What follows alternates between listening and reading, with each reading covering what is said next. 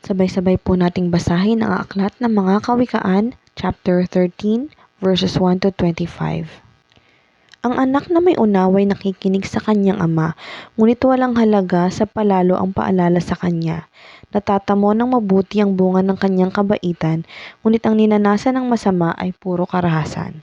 Ang maingat magsalita ay nag-iingat ng kanyang buhay, ngunit ang taong madaldal ay nasasadlak sa kapahamakan. Ang tamad ay nangangarap ngunit hindi natutupad. Ang hangarin ng masikap ay laging nagaganap. Ang taong matuwid ay namumuhi sa kasinungalingan, ngunit ang salita ng masama ay nakakahiyang pakinggan. Ang mabuti iniingatan ng kanyang katwiran, ngunit ang masama ay ipinapahamak ng likong pamumuhay. May taong nagkukunwang mayaman subalit wala naman, ngunit ang iba'y nag-aayos mahirap bagaman sila ay mayaman. Ang yaman ng isang tao ay pantubos sa kanyang buhay, ngunit sa isang mahirap ito ay hindi nakababahala.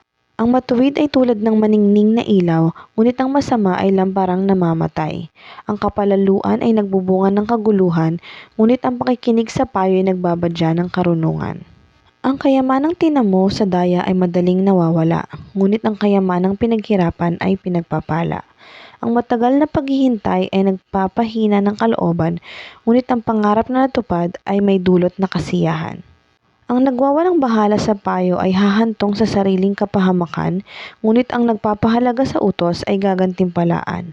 Ang mga turo ng matalino ay bukal ng buhay, ito ay maglalayo sa bitag ng kamatayan. Ang katalinuhan ay umaani ng paggalang, ngunit ang kataksilan ay naghahatid sa kapahamakan. Ang katalinuhan ng isang tao ay nakikita sa kanyang gawa, sa kilos ay nakikilala ang taong walang unawa. Ang masamang tagapagbalita ay lumilikha ng kaguluhan, ngunit ang mabuting tagapamagitan ay lumulutas ng alitan. Kahihiyan ng kasasadlakan ng hindi nakikinig sa saway, ngunit ang tumatanggap ng payo ay mag-aani ng karangalan. Ang pangarap na natupad ay may dulot na ligaya, ngunit ayaw iwan ng masama ang kasamaan niya. Ang nakikisama sa may unawa ay magiging matalino, ngunit ang kasama ng mangmang ay masusuong sa gulo. Ang hinaharap ng masama ay kahirapan sa buhay, ngunit sagana ang pagpapalang sa matuwid ay naghihintay. Ang matuwid ay nag-iiwan ng pamana hanggang sa kaapu-apuhan, at sa matuwid na uuwi ang naipon ng isang makasalanan. Ang bukid ng mahihirap ay may pangakong kasaganaan, ngunit ito'y nasasayang dahil sa kawalan ng katarungan. Mapagmahal na magulang, anak ay dinidisiplina, anak na di napapalo, hindi mahal ng magulang. Ang matuwid ay sagana sa lahat ng kailangan, ngunit ang masama ay palagi namang nagkukulang.